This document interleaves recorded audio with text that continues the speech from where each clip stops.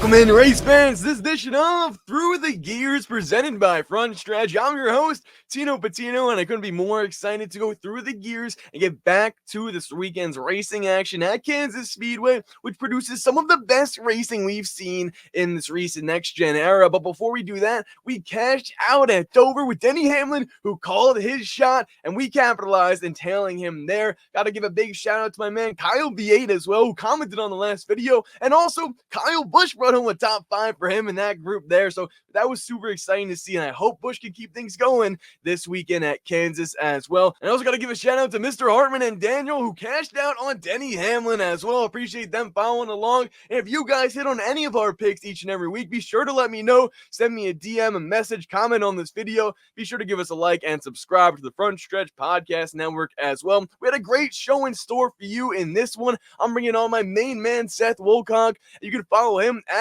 between_Seth FF, as he's a fantasy football and NASCAR betting analyst, the IBT media founder, and between media founder that is. And it's been awesome to see everything that they got going on there. So be sure to give them a follow at IBT_media as well. He's a writer and editor for Betting Pros, and he's an award-winning journalist, and honestly, as someone that I've connected with in the NASCAR betting industry, and he's got a lot of great ideas and insights each and every week. So without further ado, let's go through the gears. Now joining us as we go through the gears is the one and only, my main man, Seth Woolcock. Thanks for joining us, Seth, and how excited are you to get into Kansas this weekend?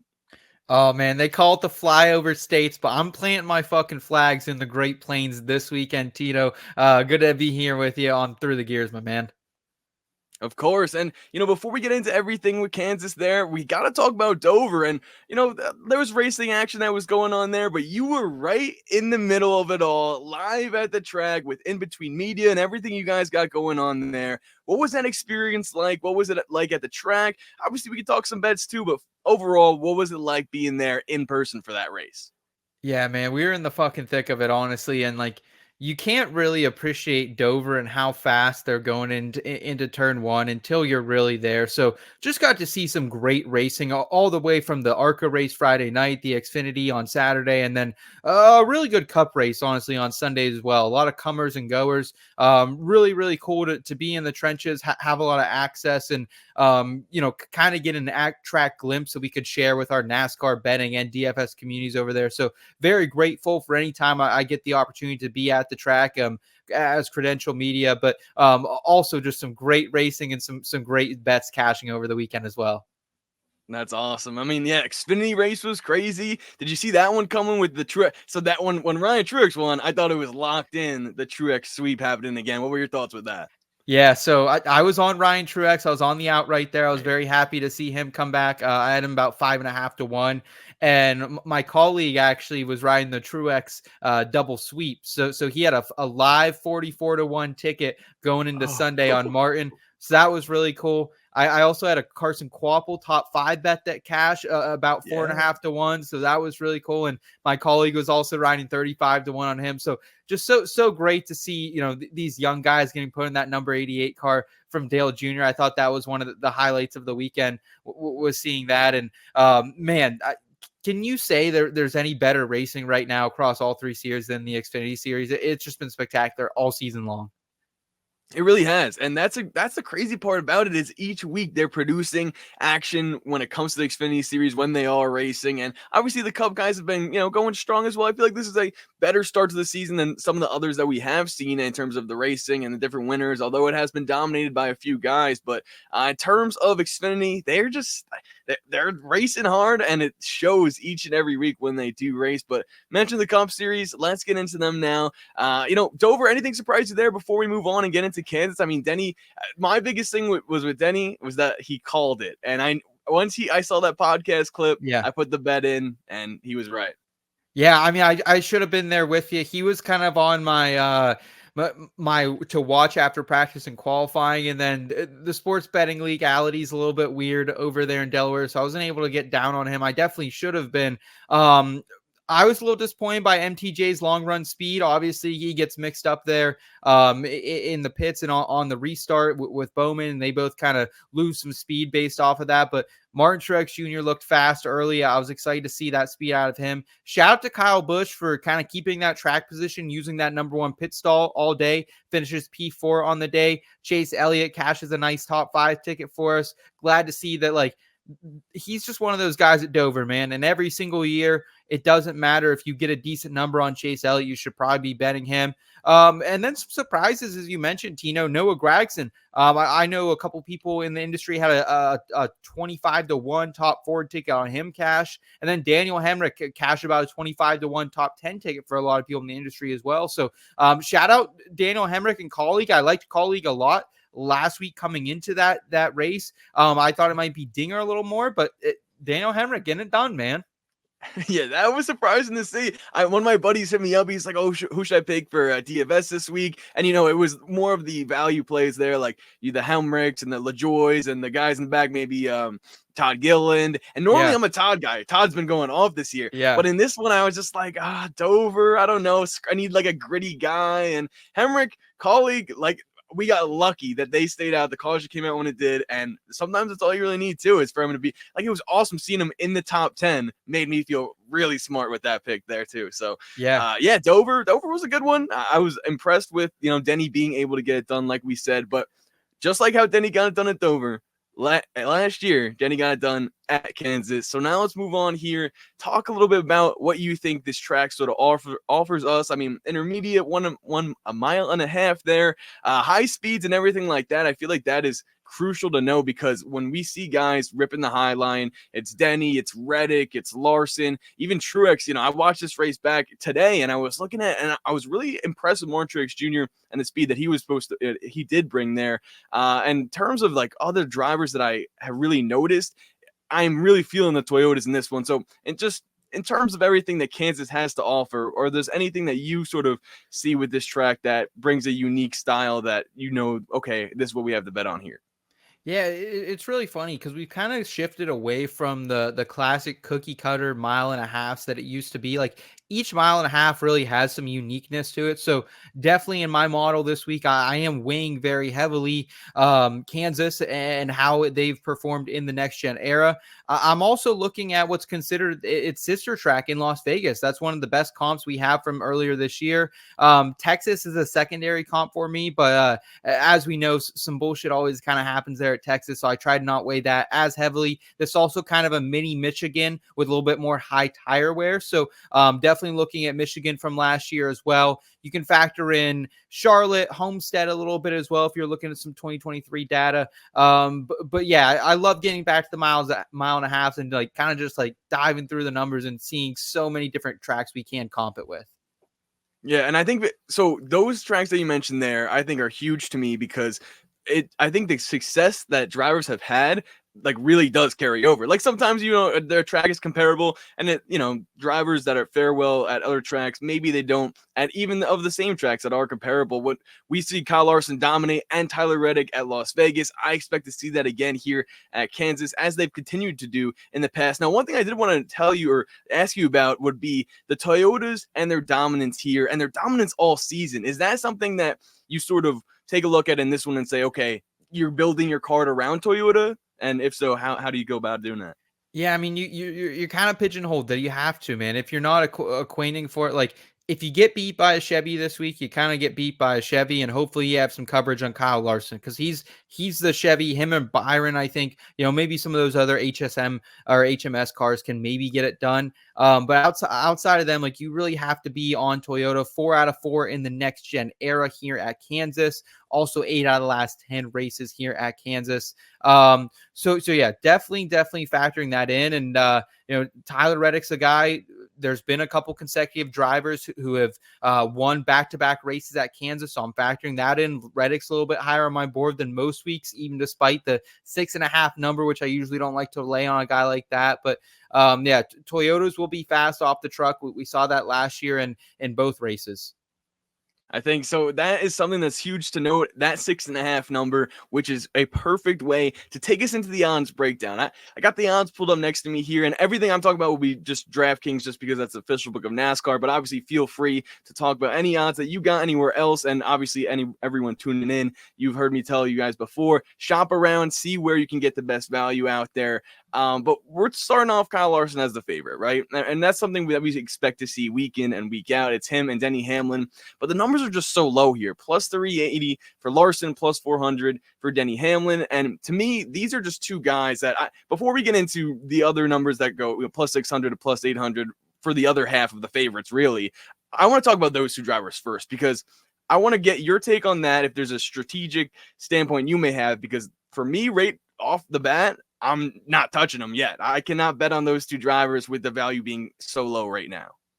Yeah, let's start with Kyle Larson.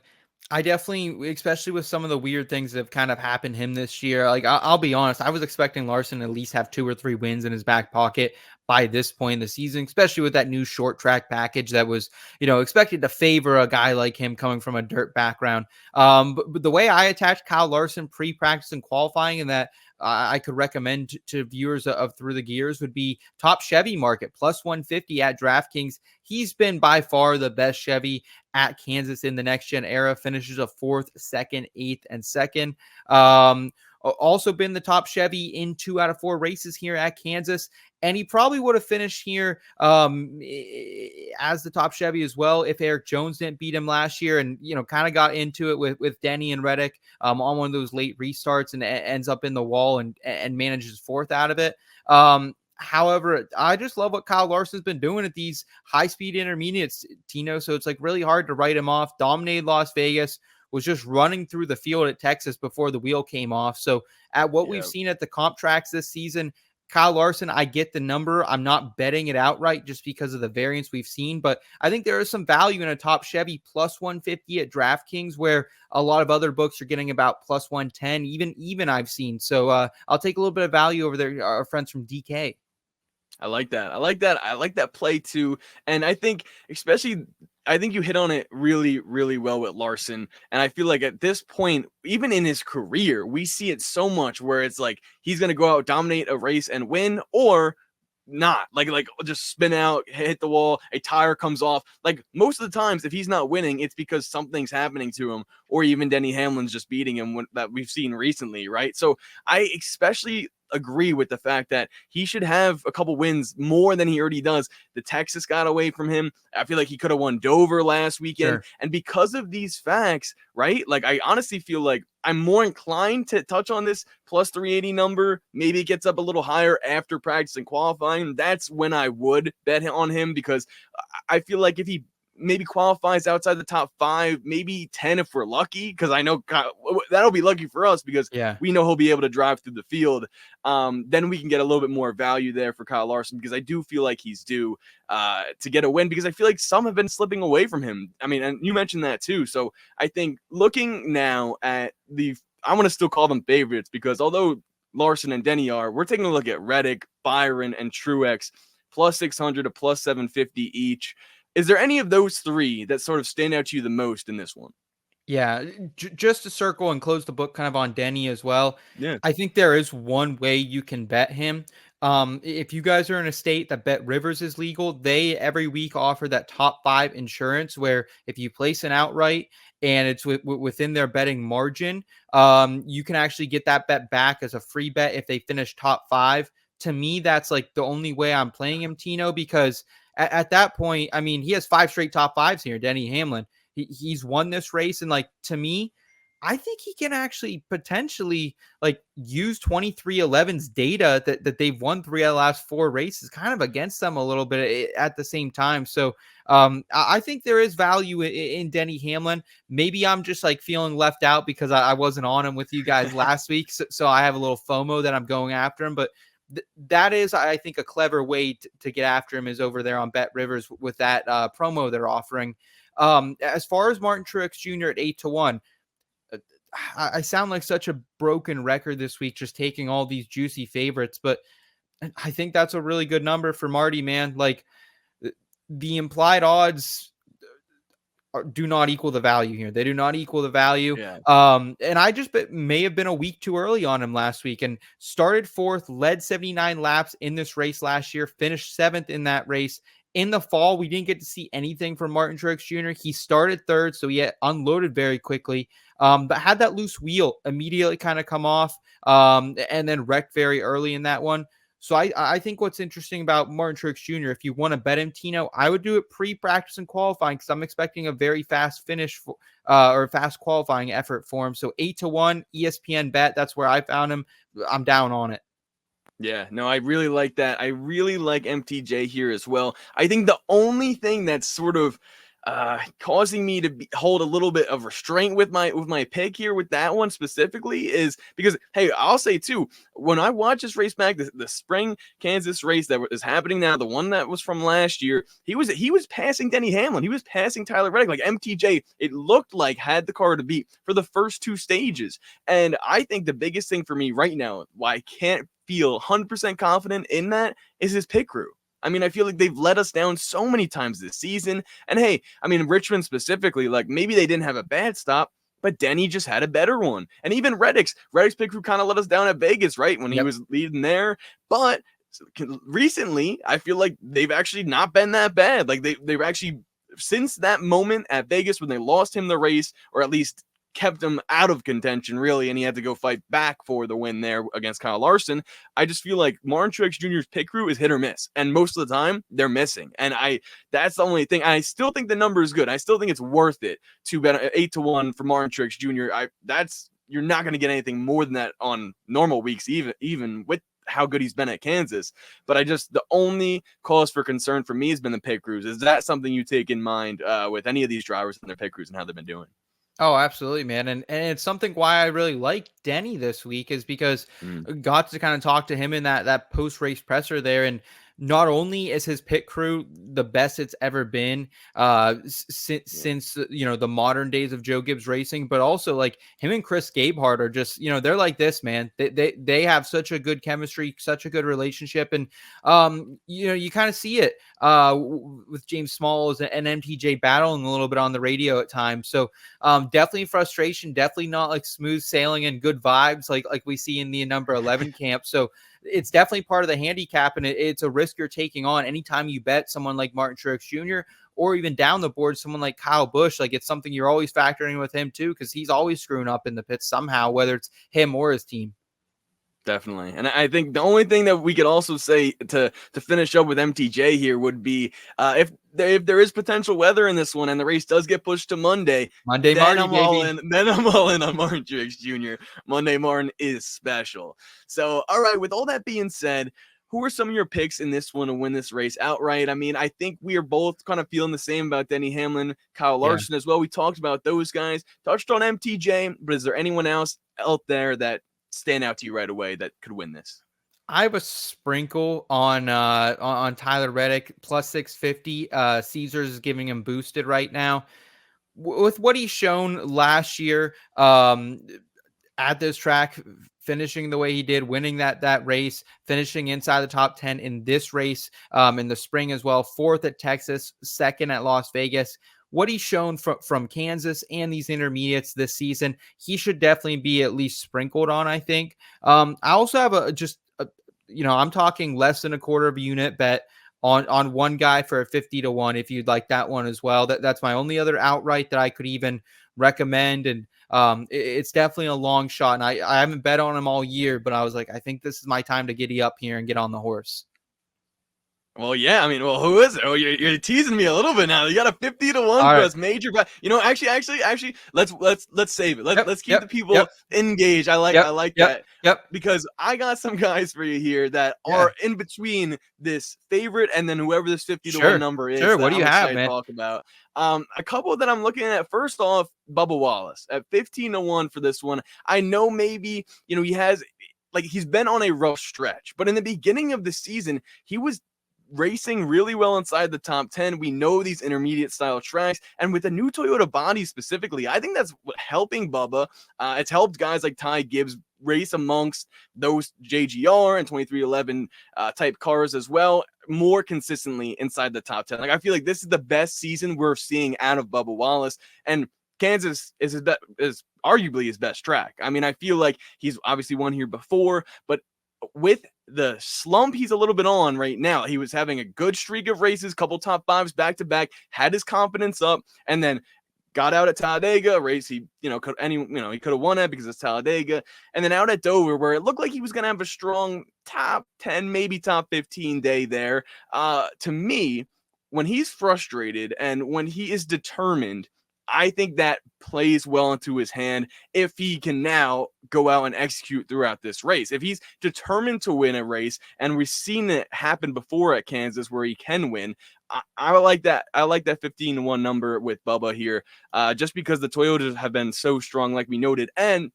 the 2311, right? Like the 45 car that Reddick, Bubba, Kurt Busch have all won in consistently. Like, I just feel like with that data that they have, like you mentioned Denny Hamlin getting it and sharing it, well, I think maybe they know this is Bubba's best chance to potentially go out and get a win, right? At least within the races we have coming up. I think this is going to be this could be circled on their calendar, put him in the playoffs with this race. What are your thoughts on him? And is that 15-1 a good value for him to go out and win this one? It's definitely a fair number. Like, honestly, I was probably expecting to see closer to 12 or 13-1. So seeing a 15 right now still live on the board. I think I saw 16-1 at open at a couple places. It's fair. Number 5 in the next gen total speed rankings at Kansas. That's coming from ifantasyrace.com. The only thing that concerns me about Bubba, and the reason I don't have him on my card outside of betting Toyota outright, Tino, is just I really thought he was going to have the speed at Texas a couple weeks ago. He was a monster in that Texas race a year ago. And then, so I went pretty heavy on him at Texas, and he kind of backdoored his way into a top 10 there. But it was not a good top 10. He kind of got lucky at the end with some fuckery going on. But yeah. I don't mind Bubba Wallace, but just seeing him be a little bit slower than I thought at Texas is the only concern for me. And Reddick's just looked a little bit better these last couple of weeks. Like, the finishes still aren't there for Reddick. He somehow didn't get a top 10 last week, despite having a top 5 car at times. But 2311 is going to have speed. We know it, man. So I don't blame the bet one iota. Let's go. That's good to hear now. And then I want to get your take on a Ford driver. Now, I feel like, well, before we even get into the driver potentially winning, what are your thoughts on Ford in general? Because that's something that when I have, guests on each and every week through the gears, and we talk about, different manufacturers, obviously it's Hendrick Motorsports dominating, JGR dominating, those new Toyota bodies I've been obsessed with. I think it's really helped the drivers, especially at places like Phoenix, where they had absolutely no dog in the race normally, and then they go out and dominate that race. But specifically here, it's been those two top dogs, right? And Ford has not been able to catch up at all. They're on a 12 race winless streak now, but going back to not winning at Phoenix last year, all the way up to all these races this year. What are your thoughts on when they're going to turn it around, and if they can? Like, who's it going to be that does it? Because I mean, Noah Gragson looks like the best Ford driver right now. I mean, you're not crazy for saying that, honestly. Noah Gragson, between his pit road strategy this season and also just his ability to finish races, he just continues to put himself. I mean, he might run 12th to 19th a lot of the day, but he's in the mix. And one pit road strategy like it did last week can put him up there. When's it going to turn around, Tino? After the All-Star break, for sure. Like Charlotte, I think Charlotte, giddy up there on one of these guys, potentially a Ryan Blaney win coming. I like Brad Keselowski this week. I'll touch on him. But I really think like this is just kind of a product of this new dark horse Ford Mustang, man. And you take swings in this sport, and they're very minuscule swings with how these next gen cars are set up. Toyota took a swing. They got a little bit closer. It looks like Ford took a swing. They got a little bit further away, but it's honestly wasn't this long ago. Like last year, I think they only had one win at this time too. So I think like the narrative is like almost like outdoing how like bad they have been. Cause I mean, Ryan Blaney super close to getting it done in week 2 of the season. It wasn't that far ago too that Brad Keselowski almost won at Texas. So a lot of question marks there in the Ford camp, but I think it will resolve itself here rather shortly, within the next month probably. Okay, so within the next month means to me you will not be betting on Ryan Blaney outright in this one. I only mention that because I see him at plus 2,000 in this one, and that does catch my eye. A 20-1 number for Ryan Blaney, who has been, I joked about Noah Gragson, but the top Ford guy is Ryan Blaney. Yeah. He's been the one that's actually is consistently out there, like close enough to potentially getting a race win, or at least being in contention if something were to happen. I think last week too, he had a top 5 car, got messed up with some pit strategy there, and ultimately couldn't fight his way all the way back. To me, a frustrated Ryan. We talked about Bubba Wallace being determined. Blaney was frustrated after that race. I feel like this track kind of plays into his hands. I feel like this is one of the ones where, with the fast pace and everything like that, similar to Michigan, right? That's a track he's also won at. And he was really good at Vegas. Is Blaney a driver that you could potentially, with the value being what it is, maybe before practice and qualifying, lock him in for a winner this week? I don't hate the number. Anytime you get Ryan Blaney at 20-1, you have to take a look. You'd be stupid not to. Like you said, he's been the best Ford driver this season. The issue for me is with Blaney, and it's not a product of how he's ran at Kansas, because like if you look at his stage finishes, he's been inside the top 10 in stage 1 and 2 7 out of 8 times here in the next gen era. The issue are the finishes, Tino. 12th, 16th, 9th, and 12th. That's one top 10. That's no top 5.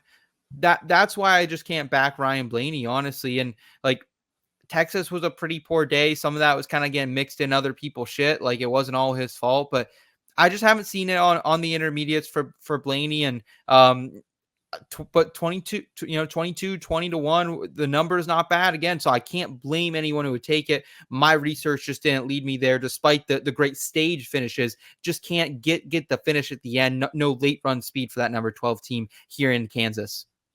That's good to know, and I think a major reason why that analysis is good, and for us to sort of listen to that and take it into our strategies for this weekend, is because, hey, we can live bet too at times, right? So it's like, okay, maybe we see how he's doing, but being aware of if he is up front in the stages, seeing, okay, he does this before, like that's sort of his thing, and he hasn't been able to finish out the races at Kansas. So all right. We've taken it down long enough. We talked about the guys that have some value, but you alluded to one driver, 50-1 in this one, that could be a winner, and I'm excited to see who it is. So without further ado, let us know. Yeah, I kind of even almost let the cat out of the bag. It's Brad Keselowski, 50-1, Wow. specifically at FanDuel. A lot of other books I've seen 35-1. I've seen I think maybe DraftKings he's 35 or 37-1. But 50-1, I think FanDuel might be sleeping. One thing to keep in mind here with betting Brad Keselowski at FanDuel is their house rules. If we do get some weather on Sunday and the race doesn't happen within 24 hours, FanDuel will void this. So keep that in mind. However, this is one of those. FanDuel is very active in like the cashing out mid race. If you have a big ticket out there, if you have outrights on FanDuel, they'll give you a cash out more times than a lot of other books throughout the NASCAR industry. So why I like Brad Keselowski, I also think he's a value at plus 175 for a top 10 at Caesars. Still good at the intermediate. Second at Texas a couple weeks ago. Yes, a pit road strategy got him up there, but he looked like the fastest car at one point. 13th at Las Vegas earlier this season. And looking at the intermediate comp tracks from last season, so those other races we talked about, the Darlingtons, the Michigans, the Vegases, all those races put together, there were 10 of them. He finished top 10 in 6 out of them. Kansas specifically, 6 in the total speed rankings in the fall from ifantasyrace.com. He was running 4th between that before that late caution with 8 to go as well. And I mean, he was just consistent. It wasn't like that was a fluky run for him either. Tino ran 94% of the laps inside the top 15. That was the 5th most among drivers that day and 5th best in driver rating. I think there's some sneaky value finally on Brad Keselowski, and at 50-1, like I said a couple weeks ago in a tweet, I'm done chasing Chase Elliott's first win. I'm done chasing Brad Keselowski's. I'm done chasing Ty Gibbs. I might have lied because I'm backing on Brad He's Keselowski. back. Sign me He's up, back on baby. Brad. I'm back, Let's baby. go. Well, I think this is the perfect opportunity to do so. Like everything that you mentioned, and one thing that I noted too, like in my head when you were saying all those stats that are playing into Brad's favor, was Vegas too last year, the fall race, where he actually like raced his way to the lead at one point in that race. That was surprising for me to see at that stage of the year.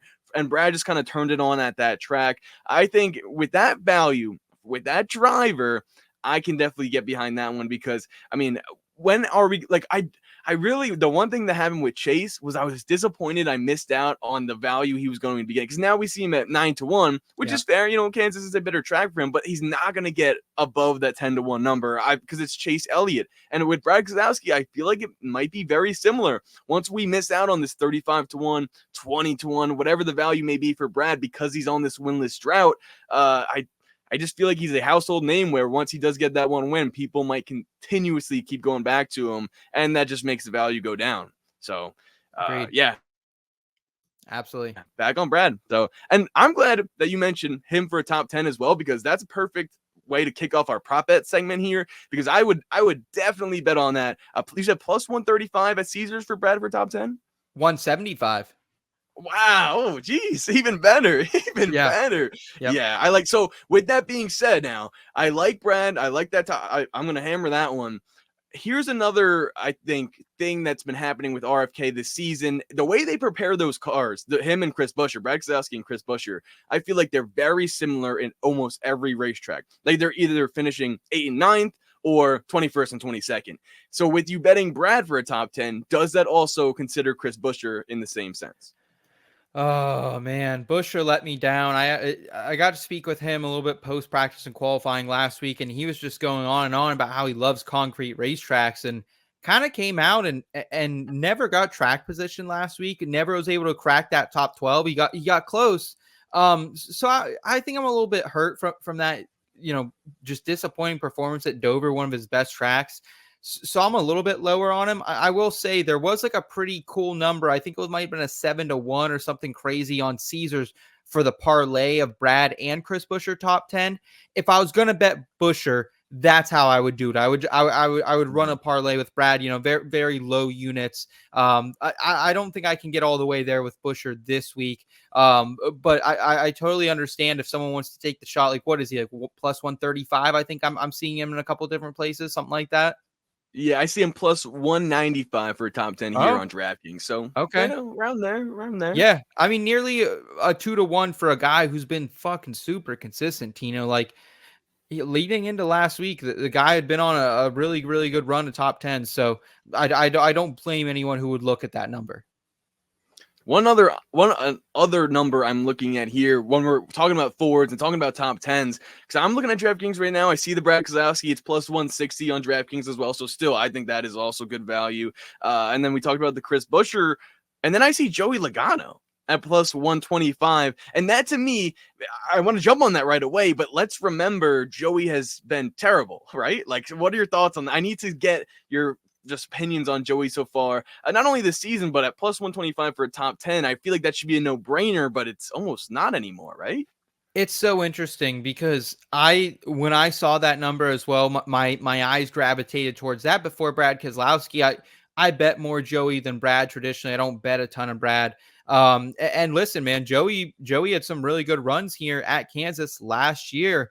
And he's been really good on the intermediates, like still a top 10 driver on the intermediates. However, looking at his finishes, it gets a little dicey. He had the 5th place at Kansas and the 6th place at Kansas last year. However, you start looking at these other intermediates: 18th at Darlington, 21st at Charlotte, 12th at Darlington, 21 at Texas, 12th at Las Vegas. Now let's look at this year: 9th at Las Vegas, 11th at Texas. So I think that like plus 140 is what I saw him at Caesars. I was close to it. I was very close to it. So if I could get close to plus 140, I'd look at it. But like 11th at Texas and a 9th at Las Vegas, like that's right on the edge. You're gambling at that point. Like you're really gambling. And I don't know if I want to make that bet when someone like Brad is out there for, a lot better of a value, I think, if you want a plus money top 10. Yeah, no, I completely agree. And one thing I did want to note too, I have this pulled up here. With 8 to go, I believe it's from iFantasy Race as well. And they put this out on Twitter there, or at least he did. It was 8 to go. Joey was in 15th, and then he finished in Yes. 5th. But that was Yep. with some pit strategy, right? He Yep. took 2 tires. So Yep. the only thing that I look at that with, like, and the only reason why the Joey may intrigue me a little bit more than his finishing results at those tracks you mentioned would be, I feel like if they're in that same spot, they would do that again, sort of thing. They need a good finish, and I mean, you really can't bet for, in thinking that, I would say, or really like have that in mind. But I just feel like it is something to be aware about. Is if this could be an overtime race. This could, like, Kansas has produced some great racing. There could be a late race caution, and I feel like we could sort of see some guys that take some chances there. I could see Brad doing that, maybe Joey, like we did last season. So I just feel like that's something to consider. Another thing I wanted to mention too was when I look at all of the names that finished maybe inside the top 5 here, right? We have Reddick, Denny Hamlin, Eric Jones, Kyle Larson, and Joey Logano, Chase Elliott 6th, and Kyle Busch 7th, Christopher Bell 8th. My point is, these are all like drivers that should be finishing there. I mean, obviously, the Yeah. Eric Jones and Joey Logano were on strategy, but I'm leaning into now. Is there anyone for top 5 out there that you would like? But I just feel like for me, when I'm looking at those finishes at this race last season and talking about top 5s now, I don't really see anyone that would sort of surprise me, at least now, because of what we saw in these results here last year. Yeah, honestly, I'm very late in the top 5 market this weekend. I do have a Denny Hamlin top 5 minus 134, drinking a little bit of juice, but I don't mind that. Outside of that, I really don't have anything. Like I said, I'd rather take Larson top Chevy. That was one of my favorite Mhm. plays of the week. But yeah, really nothing in that top 5 market, because like I think there are better ways to play Tyler Reddick, who I think can get a top 5. But he's at almost minus money a lot of books too. And that, for Tyler Reddick, a guy who backs up for whatever reason at the end of races, just not value right there. I don't think this week. Definitely. No, I think that makes sense. And in terms of maybe some head-to-head matchups or other prop bets you're considering out there, is Yeah. there anything that, you want to get out there to the people before we move on here? Yeah. So I'm usually against like parlaying top tens, especially the ones they manufacture for you. However, I found a little bit of value, I think, on Martin Truex Jr., Tyler Reddick, and Hamlin, all top 10 plus 140 at Caesars. Ooh. We've kind of beat the. I don't need to, beat this again. We talked quite a bit about it. Truex, Reddick, Hamlin. They did this both in this spring race last year. They were all top 10. And then we saw Hamlin and Reddick both finish 1-2 in the fall. Truex's wheel just fell off, so he didn't really have a chance in that one. So I think we could have seen that one go 2 for 2, and to find, like, I was expecting to maybe pay even money for something that happened 50% of the time last year. Like, anytime you're parlaying 3 drivers, some bullshit can happen, and you can be screwed out of this. But I think for a unit, I'm okay with it.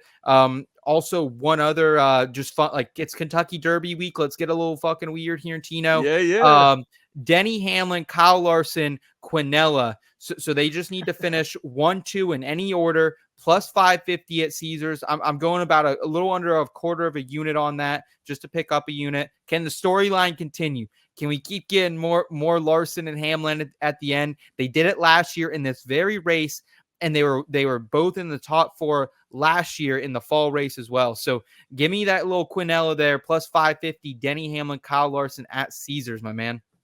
Caesars bringing the heat. I like that. I like that they're offering that, because that's something that most books, or at least the ones that, I'm on the DraftKings, BetMGM. FanDuel does do a little bit Sure. more than they have in the past, but Caesars has really been, at least with those sort of fun prompts and that action there. That's something that I'm going to take a look at, and for anyone else out there, I feel like that is just the Kentucky Derby spirit, right? And it goes with the Yeah. storylines too. Like Kyle Larson, I also want to know too, early in this race last year, Kyle Larson spins out, is outside the top 10, racing his way back, and he gets all the way back towards the front and then makes it back all the way in time to battle it out with Denny Hamlin, Martin Truex Jr., and then at the very end, him versus Hamlin, which is funny because last week, what did we see? It was Denny versus Larson. Yeah. Like, it's literally time keeps repeating. These two drivers keep finding themselves next to each other. And I think the one thing that knowing Kyle Larson and his competitiveness, and Denny's a really competitor. He's probably the biggest competitor out of all, out of all drivers in the field, I would say, at least right now, about how outspoken he is.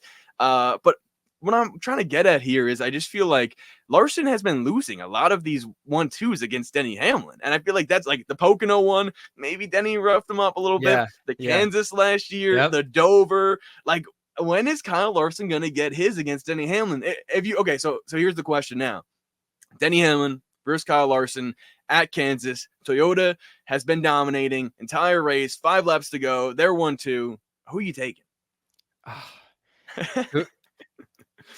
Probably like honestly, just go with the good vibes of Denny. Honestly, like the thing is too that they finished 1-2 6 times together in the next gen era.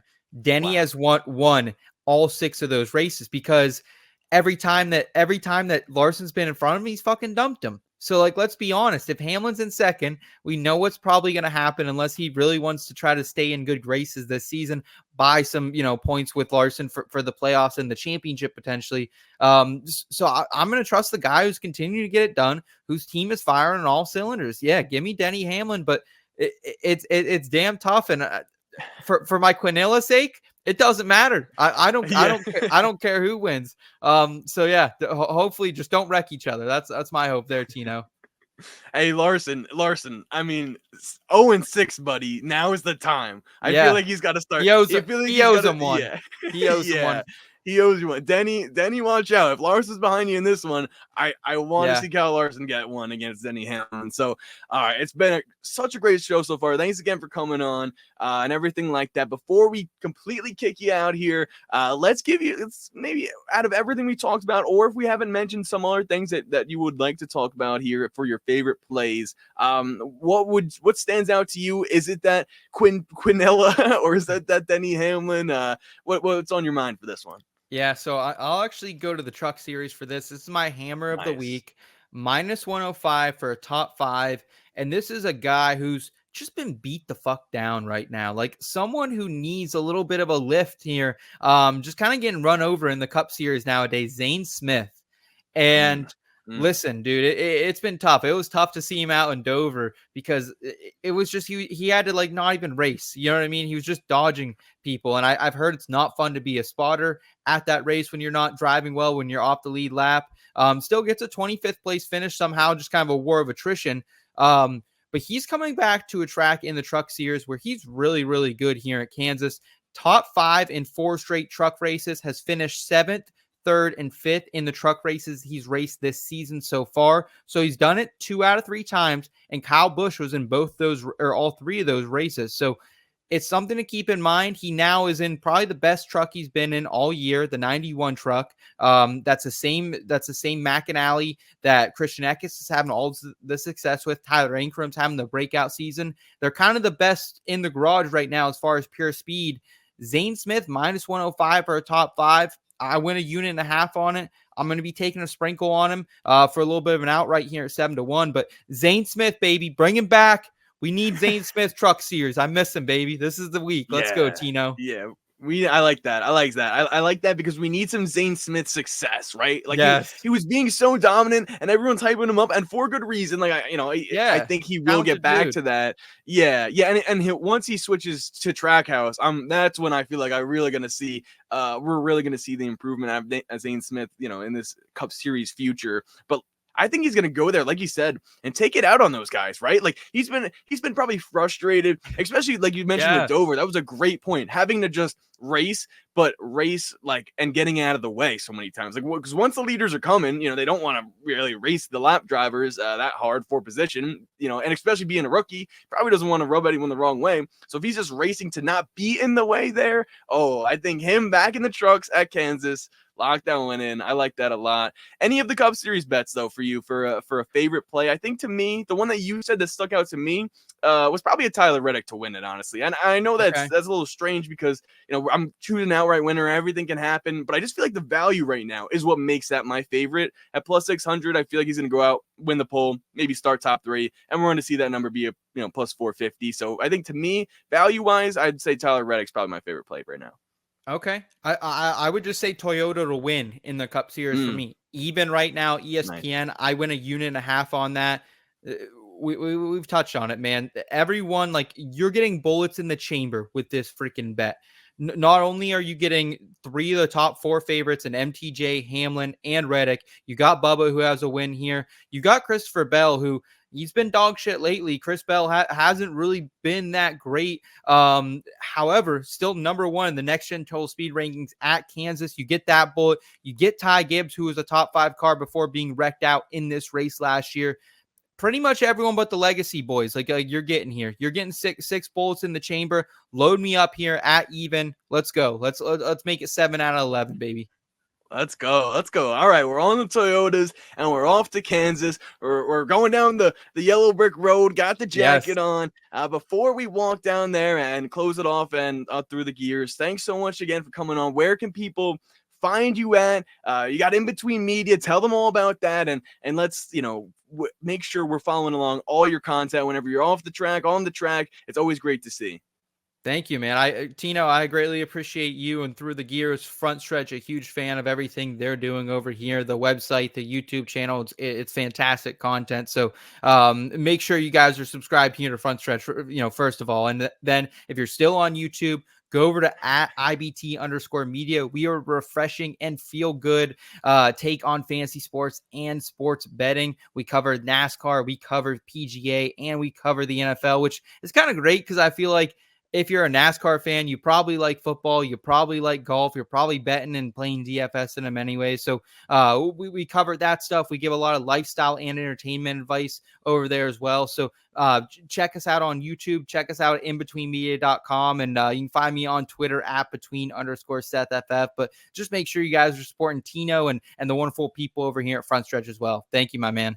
Thanks so much again for Seth Woolcock for coming on the show. He definitely put me on to some bets. He has some great ideas and analysis and insights there. So I'm really happy that he was able to come on and break it all down for us as we get ready for Kansas Speedway this weekend. Who do you guys think is going to win the race? Let us know in the comments below. I'll be sure to interact with you guys if you have any questions, if you need some betting analysis or insight or advice or anything in between, or just want to talk about NASCAR. Be sure to comment on this video down below. Be sure to follow Seth at between_SethFF, and also In Between Media to stay in tune with all the content they got on going on there at IBT_media. And be sure to follow along the Front Stretch Podcast Network as well, as we will be covering everything you need to know for this weekend's racing action from Kansas, whether it's the trucks, the Cup guys, or everything else that they got going on. Be sure to follow along the Front Stretch Network and the Stock Car Scoop, which comes out after each race every weekend, and that'll help you break down everything that you need to know following all of the action on Sunday. Be sure to follow me to stay in tune with more NASCAR betting analysis and content that I have going on at Tino,